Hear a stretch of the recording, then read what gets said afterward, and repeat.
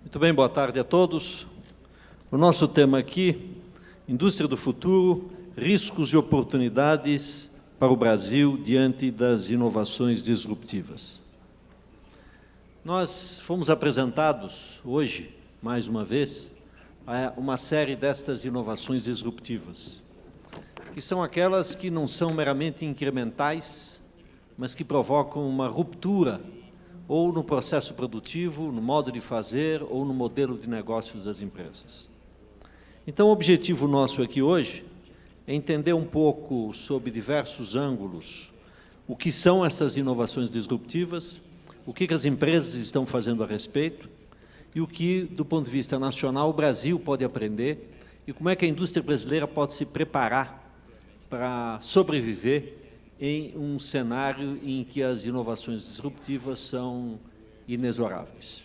Então, nós vamos ter aqui hoje 5 panelistas, e eu vou chamar um a um, e, na sequência, nós vamos ter, entre nós mesmos aqui, um debate.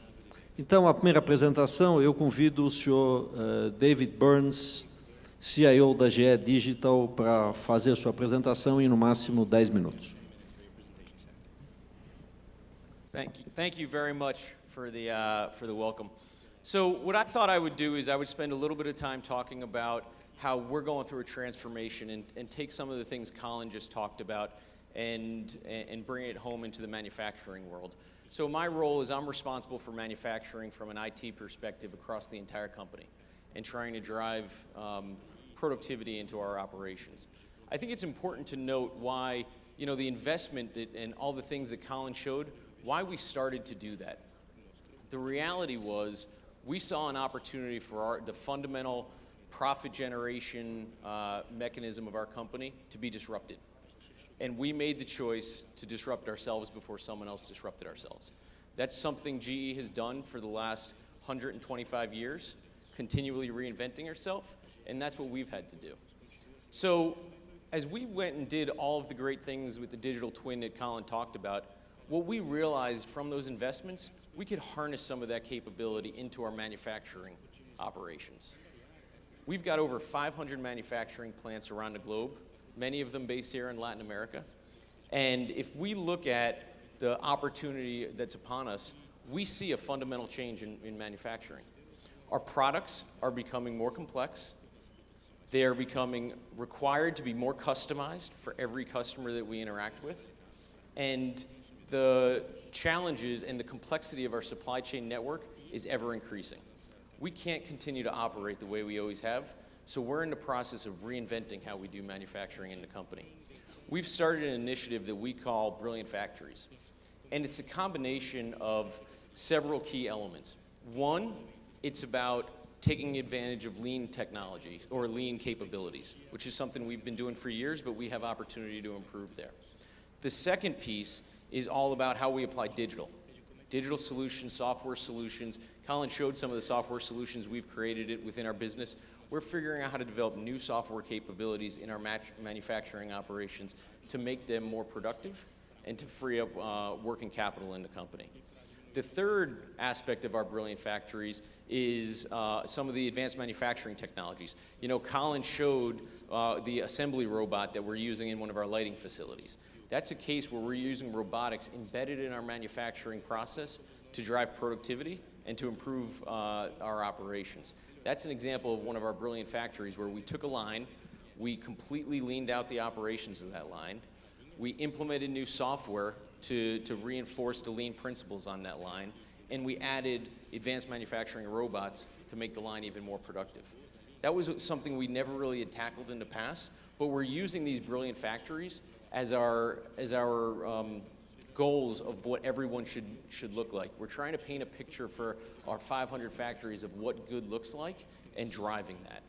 And so as we've gone, the fourth element of our Brilliant Factory journey is additive. We didn't talk too much about additive. Colin didn't talk about additive, but it was mentioned earlier this morning. Additive manufacturing is something that's going to fundamentally change the products that we produce.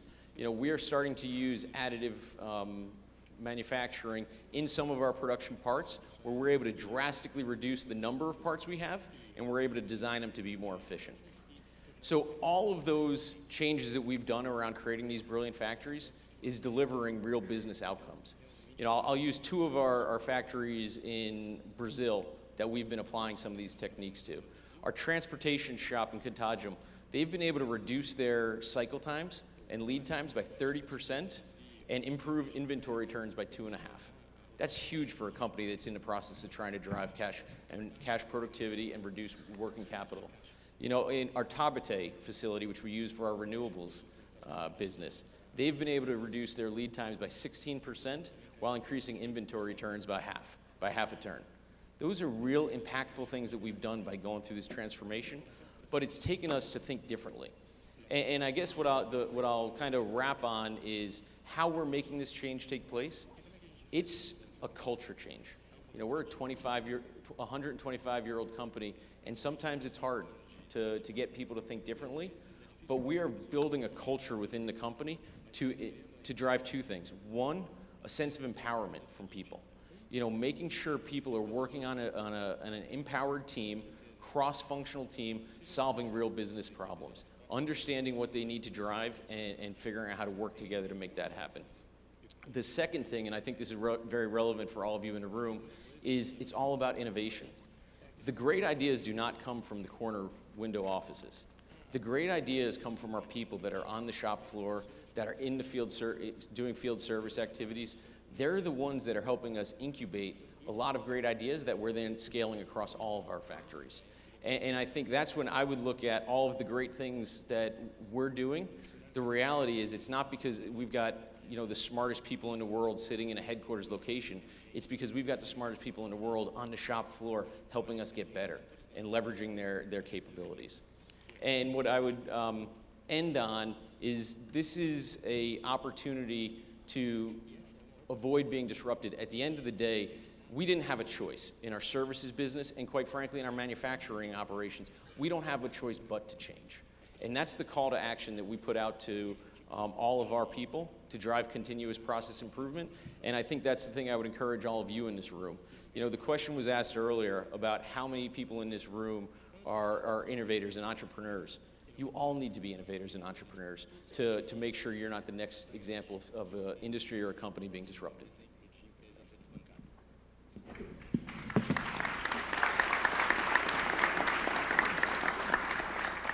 Muito obrigado. Eu passo a palavra agora ao professor Luciano Coutinho.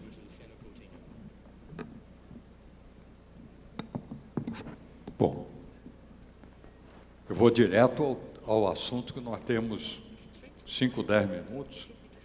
E o nosso coordenador, Pedro Gonçalves, que pediu para que eu fizesse um breve relato de um projeto que está em curso dentro da CNI, e esse projeto visa olhar para o futuro com um horizonte de 5 e 10 anos e buscar entender transformações com potencial disruptivo, transformações ou inovações tecnológicas com potencial disruptivo. Pois bem, são 8 áreas de transformação tecnológica. A internet das coisas, que foi objeto aqui de discussão, e que tem um imenso potencial de transformar cidades, transformar sistemas de saúde, educação, transformar a distribuição de energia, transformar serviços, tornar esses sistemas automados em grande escala, com ganhos de eficiência e conservação de energia substanciais. Uma aplicação importante dessa automação avançada sobre a indústria. E aqui a manufatura avançada foi objeto de apresentações do professor Diamantes aqui, apresentação da GE há pouco.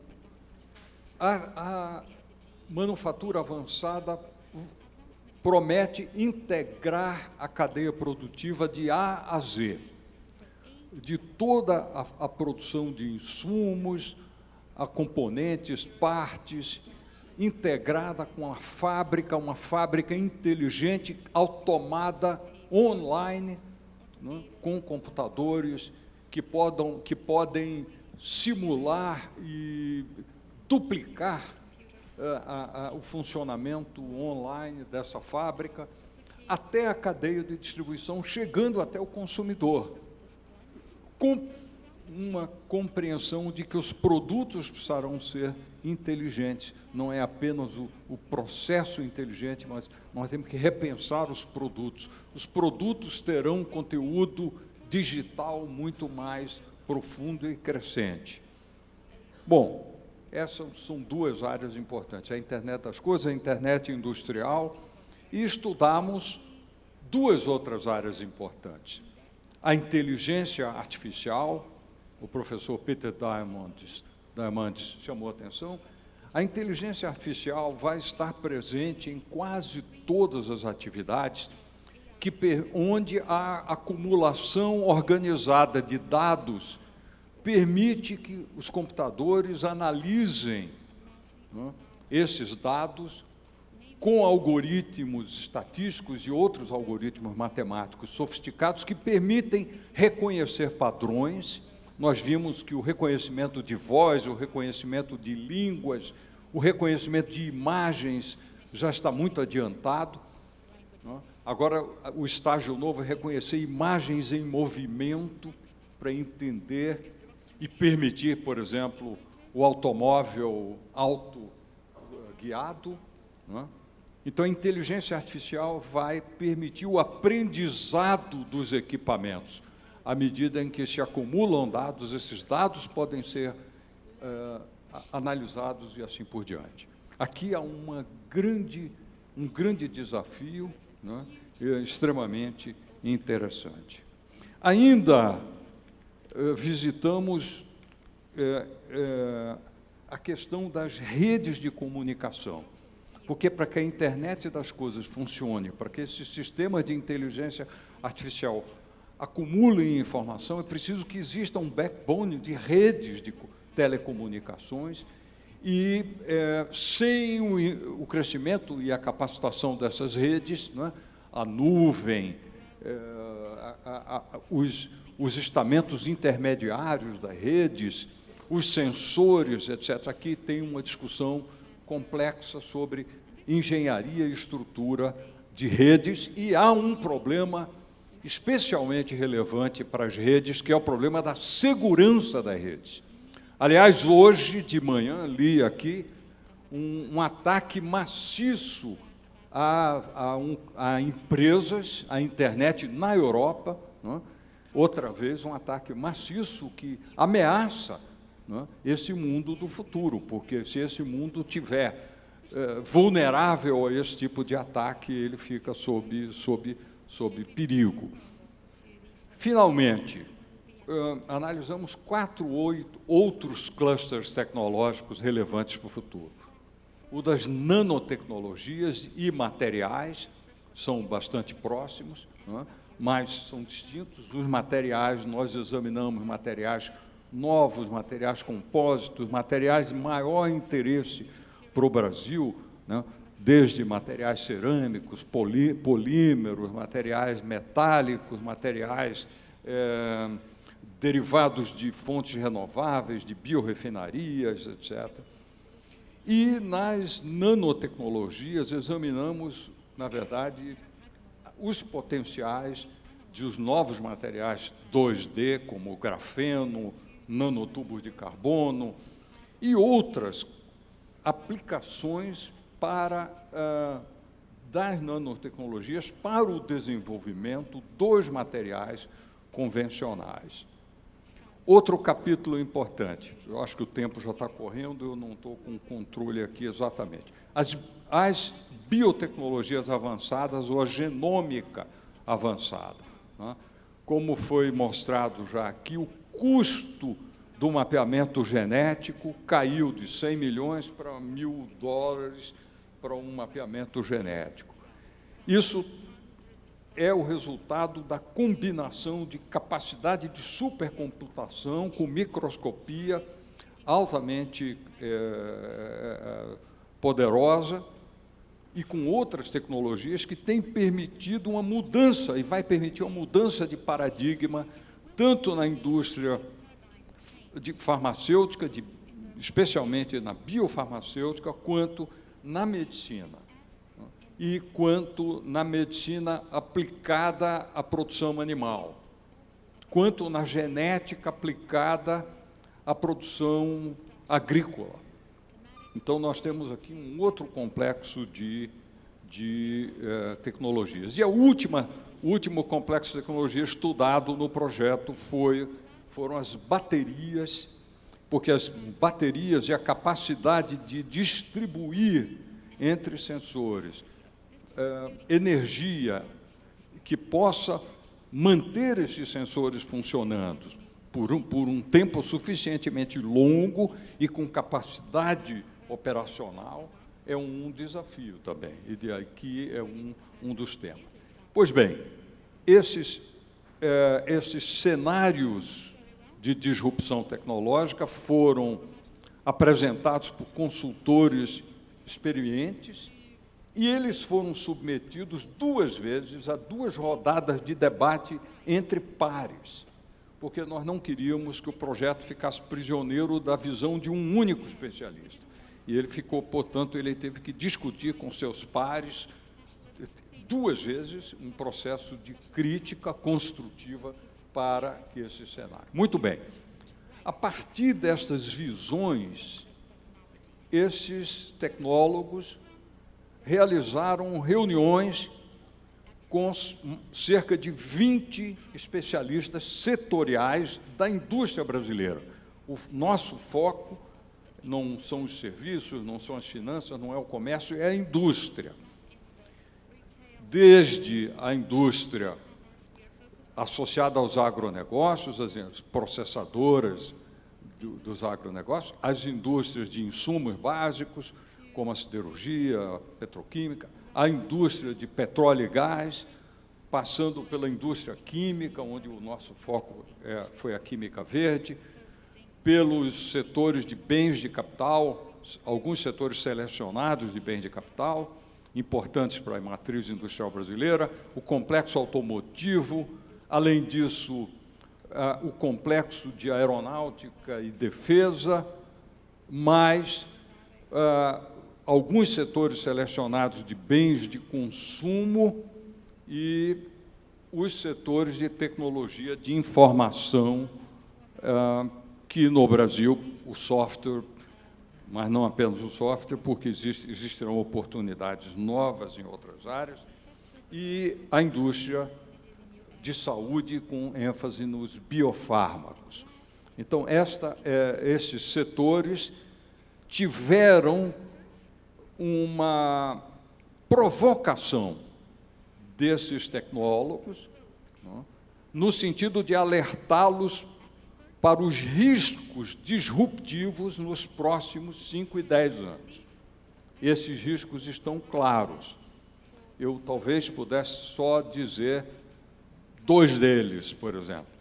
A dificuldade em engajar e fazer com que as pequenas empresas evoluam na direção da digitalização, é um desafio específico para o Brasil, e um outro desafio que todos repetem é a escassez de recursos humanos e a necessidade de treinar e qualificar e habilitar as pessoas para essas mudanças que serão mudanças disruptivas. Mas eu paro por aqui e cumpri, acho que a encomenda de dar uma panorâmica sobre o projeto.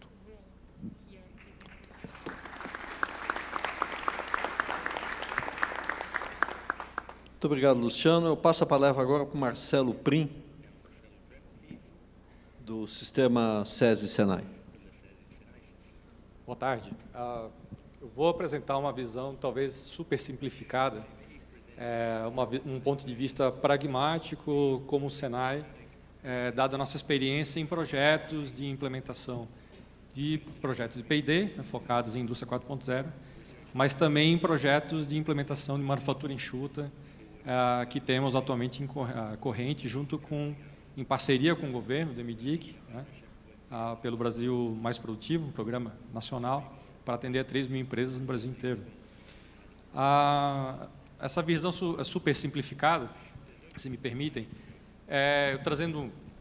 eu vim pensando, em 1996, eu participei de um primeiro grupo de pesquisa que estudava inteligência artificial aplicada a processos de manufatura, lá na Universidade Federal de Santa Catarina. Em 97, escrevi meu primeiro paper e foi o melhor até hoje.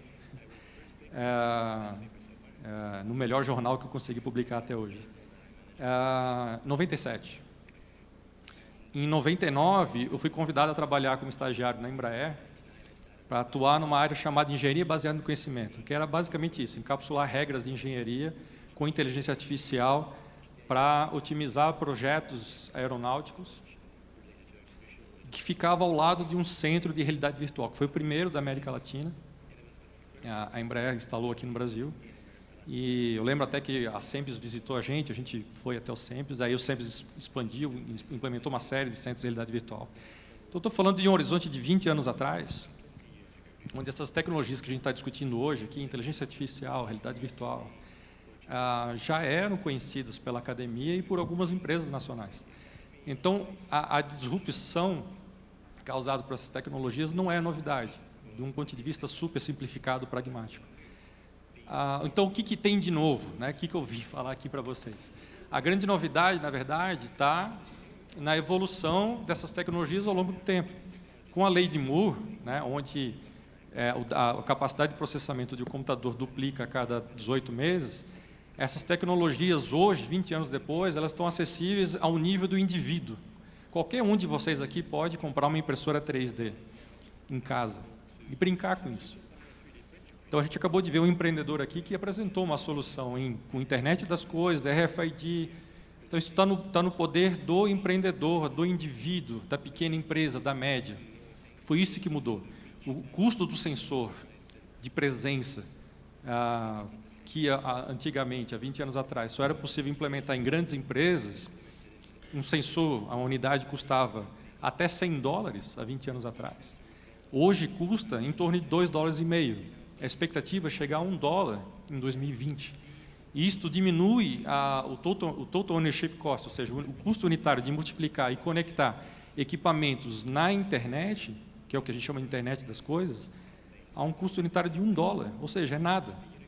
Então, qualquer pessoa pode desenvolver soluções em torno desse tema. E aí, como o indivíduo está empoderado para desenvolver soluções, a gente vê a multiplicação dessas soluções e a gente tanto fala, então, internet das coisas. O que a gente tem, então, com o empoderamento? A gente pode utilizar a tecnologia para resolver os nossos problemas, sejam problemas pessoais, eu quero ter uma impressora 3D porque eu sempre quis, quero brincar com isso, mas uma pequena empresa pode utilizar essa tecnologia, que agora está acessível, para resolver os seus maiores problemas. E o maior problema da produtividade, isso eu já adiantei, né? O maior problema da indústria nacional, e a gente aprendeu isso muito fortemente com um programa criado pela CNI, que é a Indústria Mais Produtiva, estou até feliz que o João Emílio está aqui, meu grande amigo, o grande problema da indústria brasileira, da pequena e da média, já endereçado aqui pelo Luciano Coutinho, é produtividade. Esse é o grande vilão da nossa indústria hoje. A gente tem que atacar esse problema. É quase uma questão de sobrevivência mesmo. Então, nós acreditamos que a indústria 4.0, a grande oportunidade que advém do empoderamento do indivíduo no Brasil, é de salvar a indústria, é uma grande oportunidade de tornar a indústria brasileira produtiva de novo, por meio de tecnologias que são super baratas, super acessíveis, que podem trazer, por exemplo, um maior conhecimento do que está acontecendo no chão de fábrica, com o uso de um conjunto de sensores, um sistema MES em nuvem, você consegue entender o que está acontecendo e tomar ações em tempo real para que a sua indústria sobreviva, para que você utilize melhor os seus recursos, para que os seus recursos estejam disponíveis quando você precisa. Então, é nisso que a gente acredita. E, fundamentalmente, o que a gente precisa fazer é empoderar as empresas e os indivíduos a utilizar essas tecnologias. Elas estão aí, mas falta entender como é que as pessoas podem se utilizar disso. E o Senai tem essa missão. Há 75 anos tem sido o principal parceiro da indústria nacional na capacitação da mão de obra, na capacitação técnica de profissionais. E a gente se posiciona hoje como o principal parceiro da indústria para ajudá-la exatamente nesse momento. No momento da indústria 4.0, para abraçar a indústria 4.0 e se tornar produtivo novamente. Então, esse é o nosso ponto de vista. Eu queria agradecer a atenção de vocês.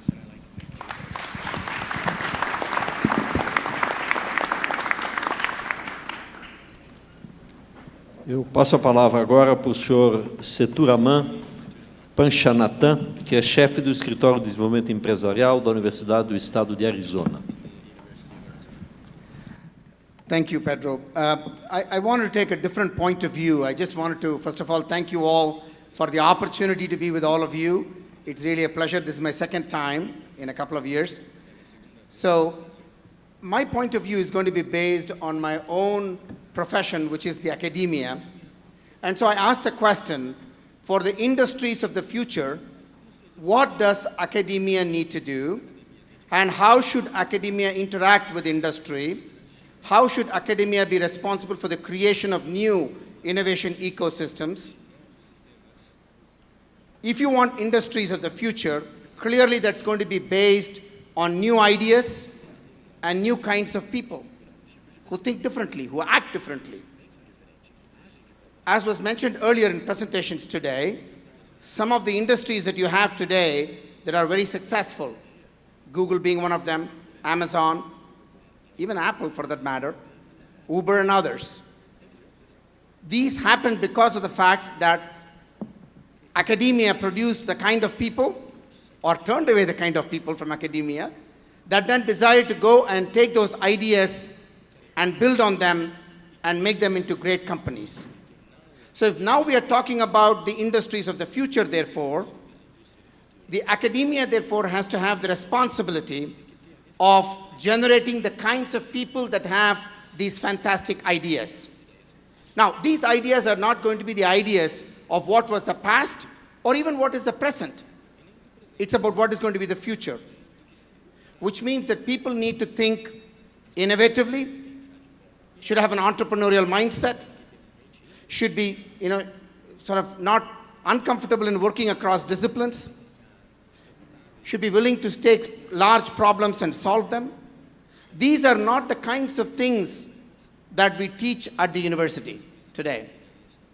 So these are things that, therefore, universities have to make sure that they make a conscious effort to train students of the future that can come up with these ideas, not only at the time they leave the university, but that they are willing to learn all through their life, lifelong learning skills, that then get them to come up with these ideas as they embark into their careers.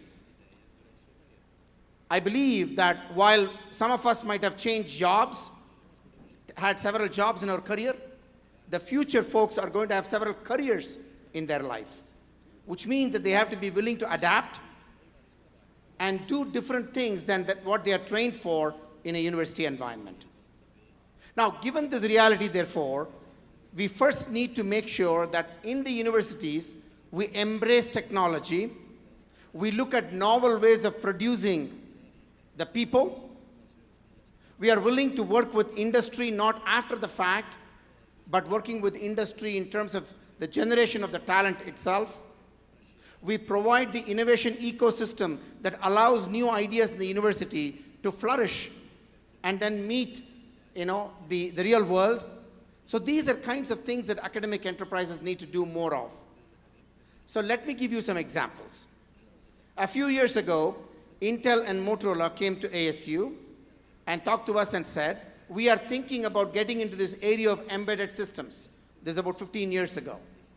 Now, we don't have people who are talented to undertake this kind of a field.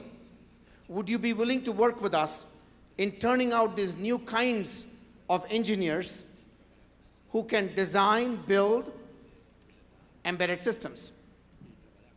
we engaged in a consortium approach where Intel, Motorola, and Arizona State University worked together in order to find curriculum that matched what the industry was looking for. In order that research projects were done with industry so that you might find those new ideas for industry. Had internships for students in industry as part of their training program so they could get an experiential knowledge of what it means to work in the area of embedded systems. Just last month, I had a consortium of companies gathered up in the area of Internet of Things. And we do this constantly, because without that, universities will become almost irrelevant. It's not that you're trying to train people for industry, but you're trying to give them the experiential basis by which they can be successful, whether they go to industry, academia, or they start up a company, or they even choose to go to public service. It doesn't matter what area of work that they undertake in their future, but they need to be prepared for that. How can they be prepared if they're just sitting in a classroom and being lectured to? So therefore, we need to rethink how we train our students for the future. Here, government has a role to play. Now, we have programs that the National Science Foundation, for example, has, as one example.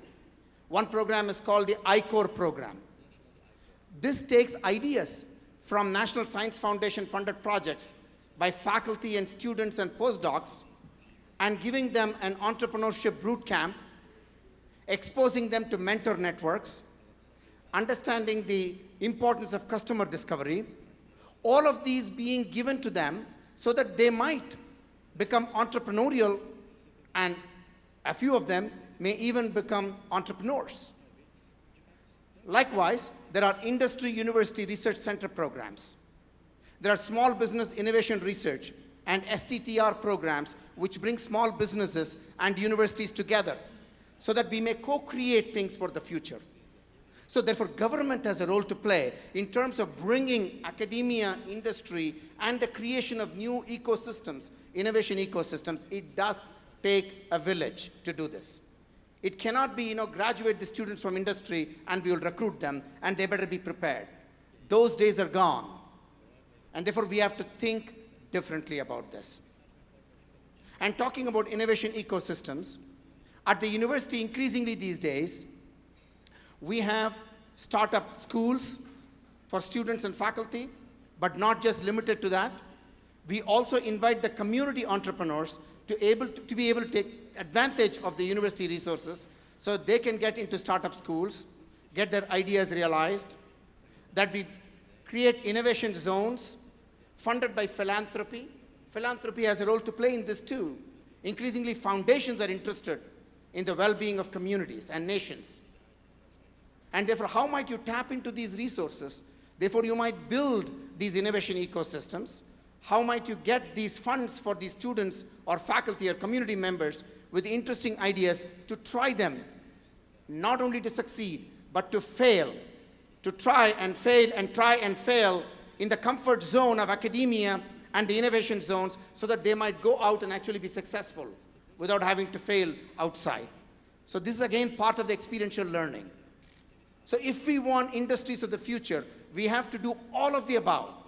We have to bring the collective strength of academia, industry, government, the cities, the community, the philanthropists, foundations, everybody together and make this all work. That is how the future is going to be. And therefore, we better get comfortable with that kind of a future. Thank you.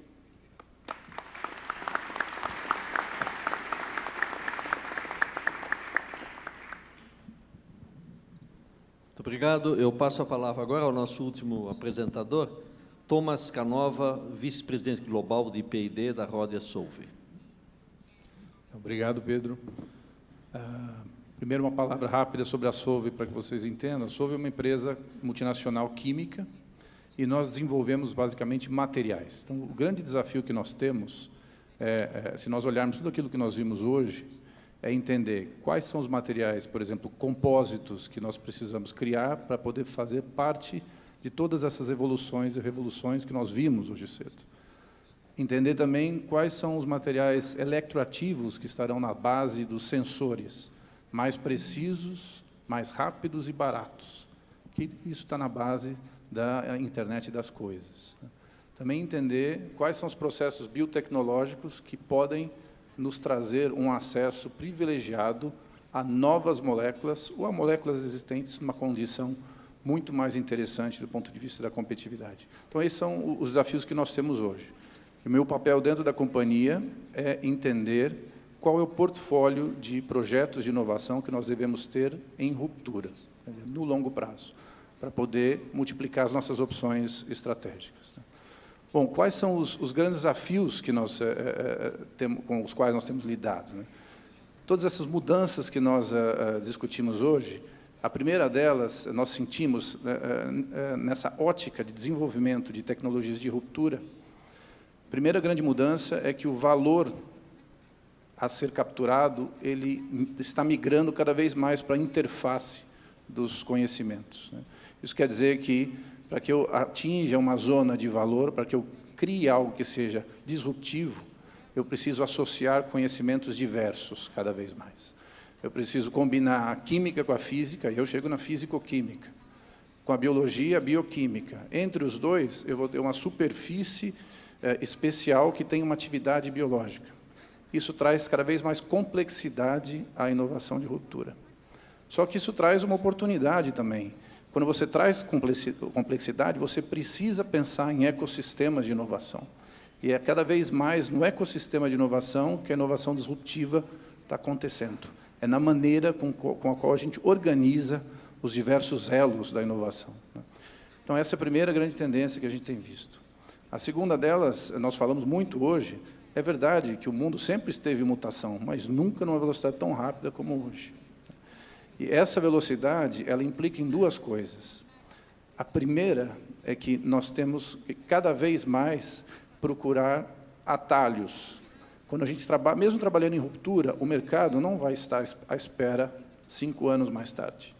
Então, o ecossistema de startups é extremamente importante para que a gente encontre não só opções novas, mas também aqueles pedaços de tecnologia que farão a diferença para que uma inovação disruptiva possa acontecer. Então, cada vez mais nós se aproximamos, nós investimos mais de 80 milhões de euros em startups até o momento, exatamente para ter essa opção. Dentro dessa mesma lógica, existe também a questão do risco de um portfólio de inovação. Quando você está exposto à inovação de ruptura num ritmo tão forte como o de hoje, o caminho que você tem até a concretização da sua tecnologia é tão importante quanto o objetivo final. O que eu digo através disso é que é importante você entender o caminho de aprendizado que maximiza as chances, num determinado momento, se você tiver que mudar completamente de direção, de você ainda poder fazê-lo com base em tudo que você aprendeu até aquele momento. Uma aposta só, uma aposta única, é muito perigosa num ambiente que é tão volátil como o que nós vivemos hoje. E o terceiro fator que impacta fortemente o nosso desenvolvimento é a parte, sem dúvida, a revolução digital, e eu diria que nós temos 3 aspectos no desenvolvimento de novos materiais. O primeiro deles é que a profusão de informação nos permite hoje criar modelos muito mais precisos sobre aquilo que nós temos, entender muito melhor a inovação que nós fazemos. Mas isso é a base. A partir daí, a segunda etapa, você se projeta com muito mais assertividade. Você consegue criar modelos que te levam para uma região que você não explorava antes. E o terceiro ponto é a conexão entre as pessoas, né, que muda completamente, não só entre as pessoas, mas entre as máquinas, entre tudo. Hoje de manhã, se vocês devem lembrar, né, houve uma menção sobre a batalha no jogo Go, no qual o campeão mundial foi vencido, né. O que é muito interessante é que, até hoje, os jogos que aconteceram estão sendo analisados, porque alguns dos padrões utilizados pelo computador, através de inteligência artificial, nós não conseguimos reconhecer ainda. É essa mudança. A inteligência artificial traz para nós não só a possibilidade de você se projetar melhor para o futuro, mas utilizar modelos que são desconhecidos hoje em dia ainda. Isso traz uma mudança importante. Isso quer dizer que a evolução que nós estamos vivendo, ela começa em materiais que existem, e aí a inovação disruptiva, ela está baseada na maneira de produzi-los, no processo, e aí, por exemplo, a manufatura aditiva ou uma série de outras técnicas podem nos ajudar nisso. O segundo passo são aqueles materiais que estão na cabeça dos pesquisadores, mas que não existem ainda. E a inteligência artificial pode nos ajudar a encontrar a melhor maneira de demonstrar que eles podem existir. Mas o que nós estamos realmente vivendo hoje é uma terceira onda, na qual existem materiais que nem na cabeça dos nossos pesquisadores nós entendemos ainda.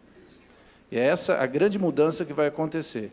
O suporte da inteligência artificial na inovação disruptiva vem através de modelos totalmente novos e de estruturas que são totalmente desconhecidas hoje. Esse é vamos dizer assim, o pano de fundo de tudo que nós temos feito.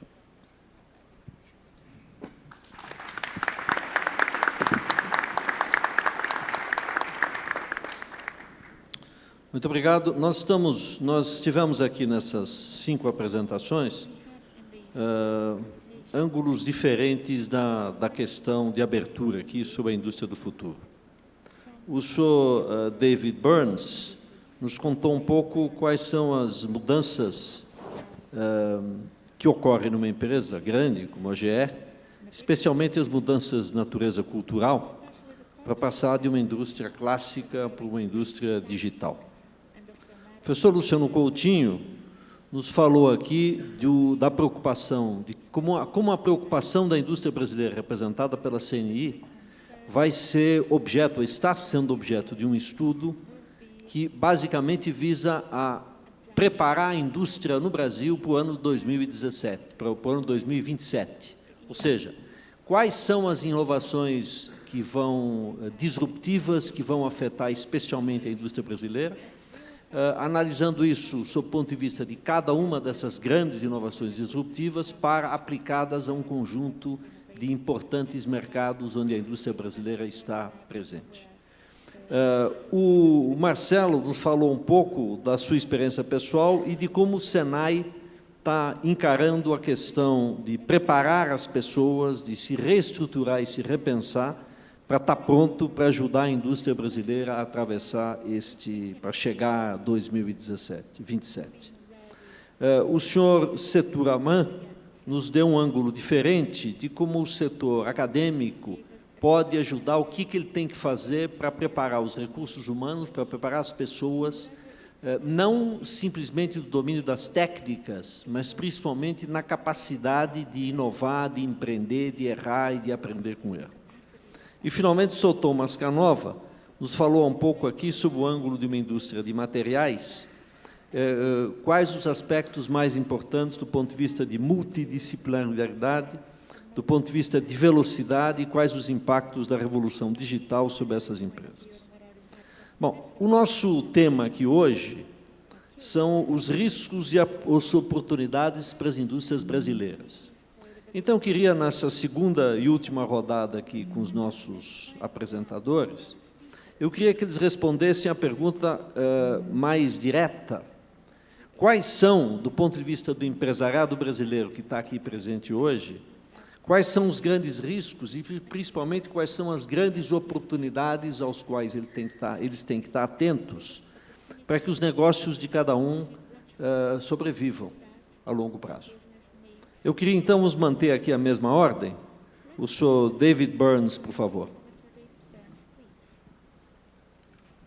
So for risks and opportunities, I think the opportunity is the world is inherently getting smaller. Information is flowing faster around the globe, and companies, as much as there's a lot of political talk in certain parts of the world about needing to get less global, the reality is the economy is going to drive more globalization. And I think, Brazil for GE is one of our top 5 countries where we do business. And every big multinational company has a need to figure out how to be successful in Brazil. And I think the innovators in Brazil have an opportunity to help us figure out how to be successful there. You know, I talked about how the best innovation happens far away from, you know, major headquarter locations. We can find ways to work with partners in Brazil to drive new levels of innovation that will not only help our operations in Brazil, but actually take that technology and capability from Brazil and expand it and use it elsewhere. So I see that as a good opportunity. I think the risk, and this is true of the globe right now, everyone is trying to figure out how to drive innovation, how to create the next billion-dollar idea, how to drive the next big thing. And I think you can't be passive. You've got to be active. You know, there was talk of moonshots earlier. You've got to be aggressive here. You know, the places where we're seeing the most impact is the places where we're taking big risks and we're okay with failure. And I think for an entrepreneur, don't be afraid to fail. At the end of the day, you know, that will hinder your ability to ultimately be successful. I think perseverance through failure and deciding when to stay on a course of what you're doing and when to pivot is the best way to mitigate that risk. Muito obrigado. Professor Luciano, eu queria que o senhor também chamasse a atenção da gente sobre o estudo está em andamento, já tem uma série de etapas concluídas. Quais são as suas descobertas iniciais sobre a situação da indústria brasileira no que tange a inovações disruptivas? Bom, primeiro, esse estudo está no, digamos, primeiro terço pronto, que são essa cenarização por especialistas dos impactos disruptivos dessas inovações. Mas nós vamos agora entrar numa nova fase, que é discutir em profundidade os riscos e oportunidades para diversos setores relevantes da estrutura industrial brasileira, e esse estudo ficará depois disponível para a MEI, né, e para toda a comunidade industrial. A propósito disso, está em curso uma pesquisa de campo sobre a introdução, a absorção dessas novas tecnologias, especialmente em manufatura avançada. E eu queria aproveitar aqui a oportunidade para pedir ao público de empresários que deem prioridade à resposta a essa pesquisa. Nós já temos resultados preliminares que serão apresentados aqui numa das últimas sessões amanhã, né, e que mostra que metade da indústria já tem uma consciência clara de que precisa se mover na direção dessas transformações. E que, se não o fizer, eu creio que o grande risco é o risco do imobilismo, né? Ficar imóvel diante dessas transformações, mesmo que estamos, digamos, numa conjuntura muito difícil, depois de uma queda muito forte da produção industrial e da demanda, felizmente parou de cair, aparentemente, mas a situação é uma situação muito desafiadora, mas não se pode deixar de ter essa visão de futuro e preparar para mudar, porque, às vezes, as mudanças podem ser feitas de maneira, eu não diria incremental, mas podem ser feitas por pequenos saltos, e não fazê-los significa correr o risco de uma obsolescência abrupta. Alguns especialistas dizem, por exemplo, que metade, mais ou menos, dos produtos e serviços, sensores, atuadores, sistemas integradores, soluções, plataformas integradoras, por exemplo, para a internet das coisas, ainda não existe e será desenvolvida por startups ou por pequenas empresas. Vale dizer, essas tecnologias desdobram grandes oportunidades, ou múltiplas oportunidades, para pequenas empresas. Talvez em áreas onde a pesquisa é muito intensa, em equipamentos muito sofisticados, de valor muito alto, a dependência de ecossistemas onde laboratórios de alta qualificação, além da universidade, possam abrir espaço para esses experimentos. E se não o fizermos, isso tem implicações para a política pública, talvez nem todas essas startups possam vir a ter sucesso. Mas há aqui um campo aberto, né, relevante. Para sumarizar, aqui eu vou, com o risco de cometer injustiças, porque são apenas indicações de alguns desses especialistas, apontar, por exemplo, nos nossos agronegócios. Nós temos agronegócios altamente competitivos, mas eles podem perder um pouco de competitividade ou, em certos casos, até ser derrotados na disputa de mercados, se não estiverem atentos, por exemplo, para a agricultura eficiente de precisão, que pode basear-se em grandes sistemas distribuídos de sensores para fazer fertilização, irrigação e combate a pragas e defensivos de uma maneira inteligente e eficiente, quando comparado com outros. Se não aplicarem as possibilidades da genética animal ou da genética usando a genômica avançada para novas espécies, perder terreno. A agricultura também depende de máquinas e da automação mais perfeita de máquinas agrícolas. Então, aqui há um complexo de desafios. A agricultura brasileira tem tudo, o agronegócio brasileiro, para acompanhar e saltar na frente de algumas dessas inovações. A área de insumos, onde o Brasil é forte, insumos de grande escala, como a siderurgia, a celulose, os materiais, a indústria de cimento, mas nessas indústrias também existem inovações vindas do campo de materiais, das nanotecnologias, da automação para trás e para frente, que são desafiadoras. Mas aí também há oportunidades, né? E aqui a presença de grandes empresas estrangeiras, a receptividade, o suporte a que as empresas possam desenvolver atividades tecnológicas relevantes no Brasil. Complexo automotivo, por exemplo, é um outro complexo que pode tem um acerto com o futuro claro, né? Primeiro, o automóvel elétrico como uma opção automóvel a combustão, motor a combustão. É uma tendência forte. Outra é a possibilidade do automóvel autônomo, autoguiado, né, que depende fortemente de processos de automação, com muita inteligência artificial, etc. Aqui também existem oportunidades a serem, especialmente se pensarmos em motorizações, onde biocombustíveis combinados com motorização elétrica, por exemplo, possam trazer algum espaço para o Brasil. Eu creio que, no caso dos setores de bens de capital, as máquinas agrícolas podem e devem ser uma oportunidade, incorporando tanto automação avançada quanto inteligência artificial, né, quanto adaptação específica a condições brasileiras.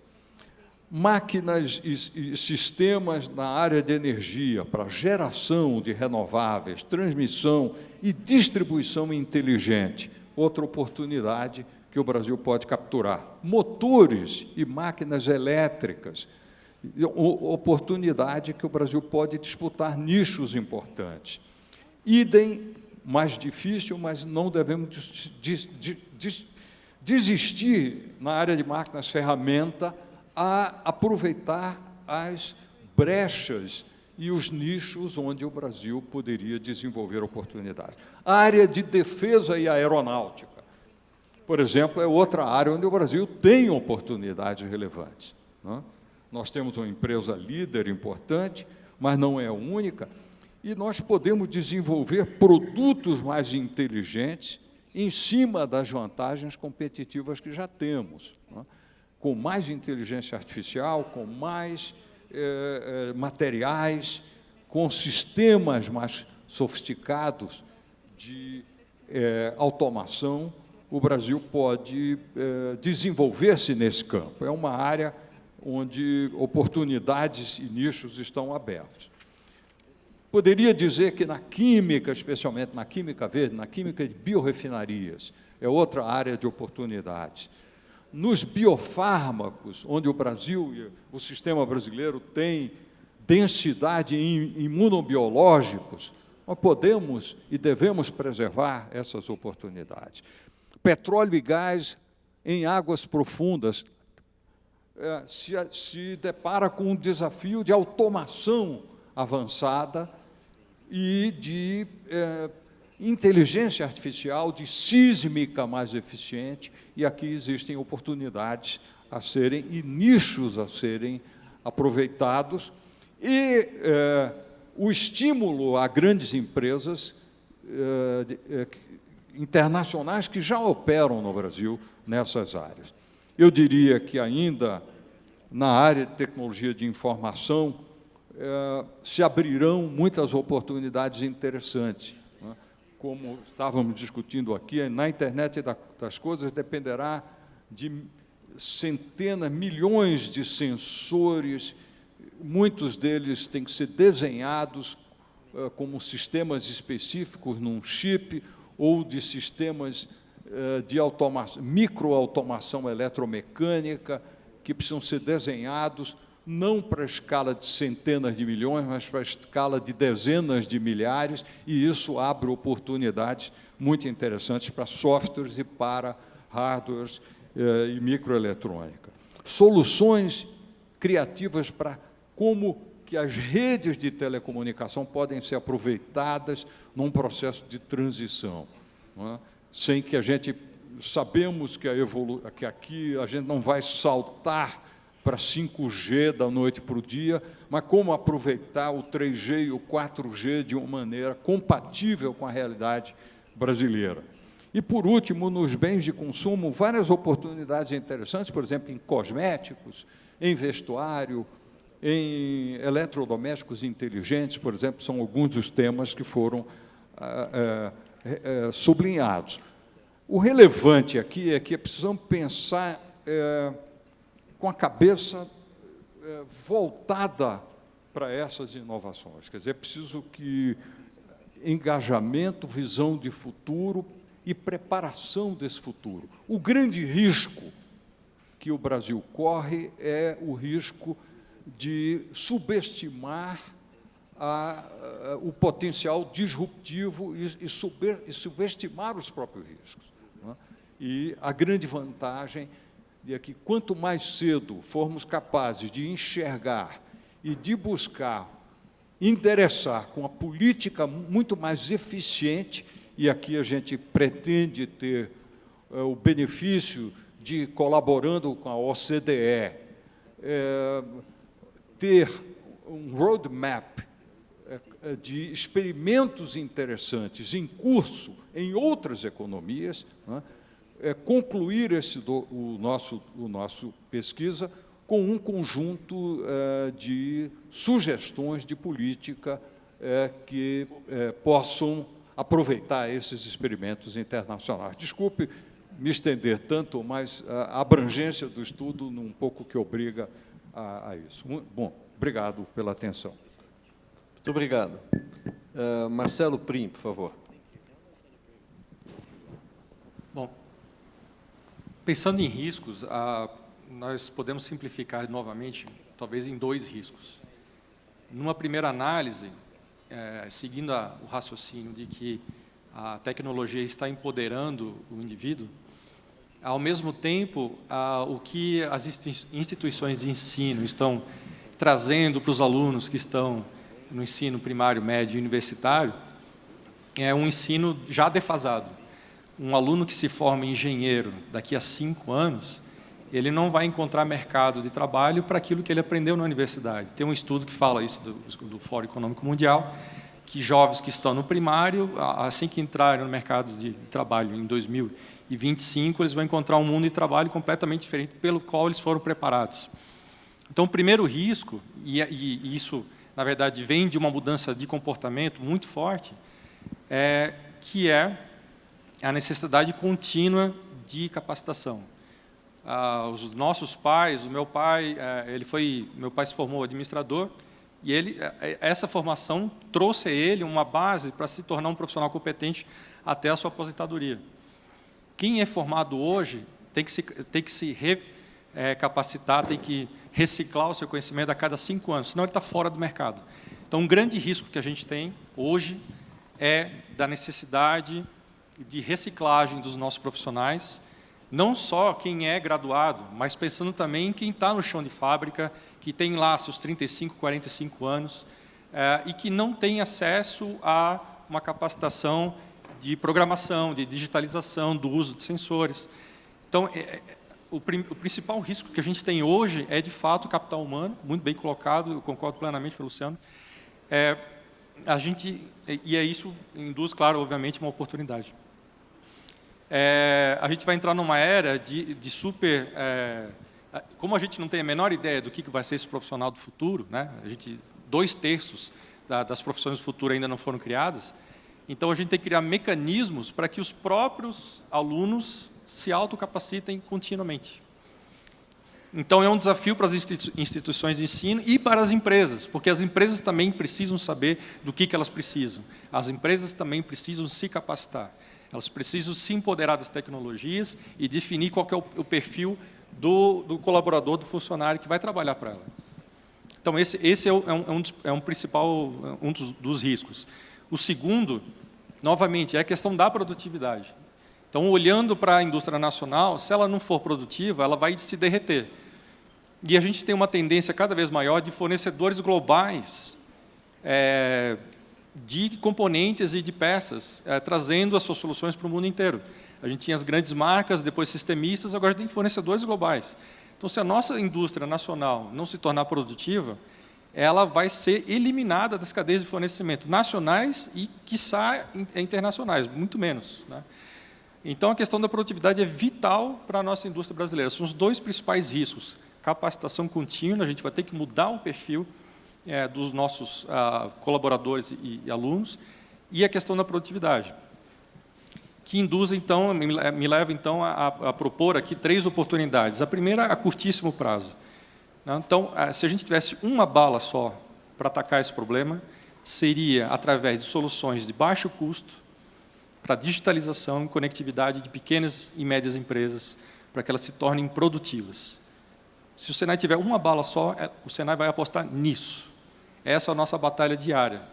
E a gente vai fazer de tudo para levar a tecnologia, que já está mais acessível, da indústria 4.0, a esse grupo de empresas. É o grupo de empresas que mais emprega, que mais se preocupa com o cidadão brasileiro. Então, é o público com quem a gente tem que tratar e lidar. Se a gente está pensando em empregabilidade, sobreviver a essa crise, é a batalha que a gente precisa comprar. Olhando a médio prazo, a gente tem uma grande oportunidade com startups. Mas não é startup sozinha, o empreendedor criativo, é a startup conectada à demanda da grande empresa, da indústria, da conexão do problema diário, né, do qual a indústria não consegue resolver sozinha, com o empreendedor, com o jovem criativo. Para isso, temos feito um belo trabalho, em parceria com o SEBRAE. Temos um edital de inovação para a indústria, que justamente enfatiza essa conexão da indústria com o empreendedor. A gente acredita fortemente que esse é um caminho para médio prazo, para a nova indústria, a indústria do futuro, ser criada em parceria com a grande indústria. E terceiro, também pensando a médio prazo, a indústria, como já mencionei, ela precisa se capacitar, ela precisa estar apta, ela precisa entender do que ela precisa se empoderar dessa tecnologia. Mas uma empresa só investir em P&D para entender, por exemplo, sobre a internet das coisas aplicadas a bens de consumo e como isso impacta a experiência de uso do seu produto junto ao mercado, pode ser muito oneroso, pode ser muito de alto risco para uma empresa só assumir esse compromisso. Então, em parceria com a Embrap, e em parceria com o BNDES, o Senai criou um mecanismo chamado Clube de P&D, que, de maneira muito simplificada, é um consórcio entre empresas para fazer um projeto de P&D de alto risco. Então, vamos entender, então, o que é internet das coisas aplicadas a bens de consumo? Então, estou convidando a todos vocês, por exemplo, né, todas as empresas aqui que trabalham com bens de consumo, que querem entender o que é a internet das coisas e como isso, qual o impacto disso no seu produto, nós vamos criar, em 2017, um clube de P&D especificamente para isso. Eu queria convidar todos que tiverem interesse nesse mecanismo, que visitem nosso stand aqui do Senai, a gente está fazendo uma série de workshops com empresas interessadas em vários temas, como robótica colaborativa, interação homem-máquina, como é que a gente coloca um ser humano dentro de um mesmo ambiente onde um robô autônomo executa suas funções. Então, isso é pouco conhecido, é pouco dominado, é um alto risco tecnológico e envolve um elevado capital de investimento de P&D para uma empresa bancar sozinha. Então, a gente entende que, se fizermos um P&D compartilhado com outras empresas, para que essas empresas entendam, no sentido pré-competitivo, antes de lançar um produto, antes de avançar no seu mecanismo de P&D interno, que ela meta a mão na massa, literalmente, entenda fazendo o que é aquela tecnologia, para depois trazer para dentro de casa. Então, para entender, a gente entende como um mecanismo moderno que funciona muito bem na Europa, nos Estados Unidos, é um consórcio de P&D entre empresas e que a gente chamou de Clube de P&D. Tá? Fica o convite e obrigado a todos. Muito obrigado.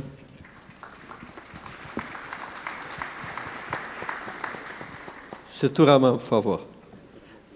Thank you very much. So, talking about opportunities and risks, opportunities, you are a large country. That in itself is a huge opportunity. You have a large number of people. That in itself is a good opportunity. This allows you to focus on technologies and solutions and services that you can build for the nation and then also make it available for the rest of the world. It was mentioned this morning, there are 5 billion new customers that are becoming available, which means that we have a tremendous opportunity right there. You have an opportunity because technology is something that seems to be accepted here, but I'm not sure how proliferate it is in all parts of the country. So that is a risk. If you leave a significant portion of the population who are not connected, then that becomes a risk at the same time. So the opportunities, therefore, you have great institutions, academic institutions. That is an opportunity, but it also is a risk if the institutions don't transform themselves for this new future that is upon us. So we have to make sure that you are bringing those institutions along. So let me point out a risk. In this convening that we have here, how many academics are here? How many academicians are here? So right there is a risk that this has become all about industry and entrepreneurs. Where are the academics? Shouldn't they be in this conversation jointly talking about how might we solve this collective problem or the collective opportunity? So that is a risk that needs to be addressed. And I'm so happy you talked about workshops, and it'll be good to have academics also involved in those workshops. So that gives a chance for people to connect and therefore build a better future. The opportunity is you have talented youth that are significant in numbers that are coming down the pike. That is a great opportunity. The risk is if you don't take those talents and mold them and give them opportunities for them to exhibit the talent, to exercise their entrepreneurial spirit or exercise their innovativeness, and you put them in the same shoebox that typically we put our youth into in terms of educational exposure, then that is a huge risk. We might lose their creativity and we might lose their motivation. The other risk that was presented here today, and I don't want to get into that, but I will just say that government has to ensure that there are investment to catalyze innovation, catalyze industry-university partnerships, catalyze the aspect of taking ideas all the way to the marketplace so that angel capital and venture capital will follow. So there is a role for government. So if that role is an opportunity, it is also a risk if it is not played very well. So I will stop right there. Thank you.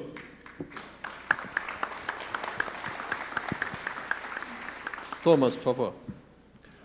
Bom, a Solvay, através da Ródia no Brasil, ela se confunde um pouco com a história da industrialização do país. Talvez seja a primeira empresa a operar, a empresa química a operar no país. Ou seja, nós temos feito inovação e de ruptura no Brasil há quase 100 anos. O primeiro produto que foi lançado aqui foi o lança-perfume. Eu não sei como eles vão traduzir isso, mas boa sorte na tradução. Então, de lá até aqui, nós temos um caminho longo. Nós temos, por exemplo, o Centro de Desenvolvimento de Têxteis Inteligentes do Grupo Solvay no Brasil. O laboratório de biotecnologia, o laboratório mais importante de biotecnologia do Grupo Solvay fica no Brasil. Então, quer dizer, nós temos, eu acho que a crença que o Brasil pode estar na origem de inovações mundiais, ela existe. A questão é que, se eu venho para o tema específico da manufatura avançada, o que nós vimos hoje cedo, em termos do ranking de inovação, serve para esse tema também. Não é uma questão de fazer a transição ou não, é uma questão de fazê-la de maneira mais rápida do que os outros ou mais lenta que os outros. E isso quer dizer que, primeiro, nós temos que ter a consciência de que é uma mudança inevitável, ela vai acontecer. E, segundo, nós precisamos ter suporte e um ecossistema que permita que essa transição aconteça da melhor maneira possível. Ou seja, aí nós estamos falando de legislação, nós estamos falando de fomento, nós estamos falando de várias coisas, né? Isso deve acontecer.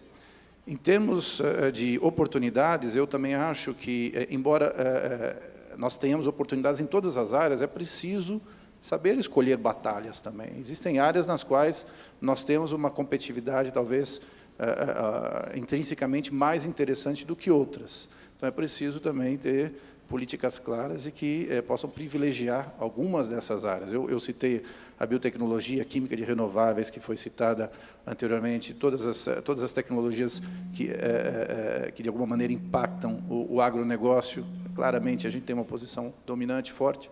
Então, eu acho que é importante escolher as batalhas. Em termos de risco, só para não estender mais, eu fico muito contente de ter um palestrante falando sobre educação, porque o grande risco que eu enxergo hoje é que nós estamos numa transição entre um mundo complicado, no qual a gente resolve os problemas com especialistas, para um mundo complexo. Isso exige cada vez mais qualificação das pessoas, de todo mundo que está envolvido em inovação. O risco que eu vejo é isso, esse é um risco, nós sabemos que a gente tem um déficit grande em educação que pode se acentuar a partir do momento que nós temos que lidar com tecnologias mais complexas ainda, e nós temos um risco também de, mesmo que pontual, de ter uma fuga de cérebros. Durante um período de crise, muitas vezes isso acontece. Pessoas muito competentes podem escolher trilhar um caminho diferente, longe daqui, e essas pessoas poderiam ser muito importantes na retomada do país. Muito bem, eu queria agradecer aqui aos nossos 5 palestristas. Eu acho que a mesa redonda cumpriu muito bem o seu objetivo, analisou a questão sob diversos ângulos, propôs alternativas, soluções, deixou a todos nós um pouco angustiados. Eu acho que esse é sempre parte uma das intenções nossas, mas que eu queria agradecer aí o interesse, a presença de todos e pedir uma salva de palmas aqui para os nossos panelistas. Muito obrigado.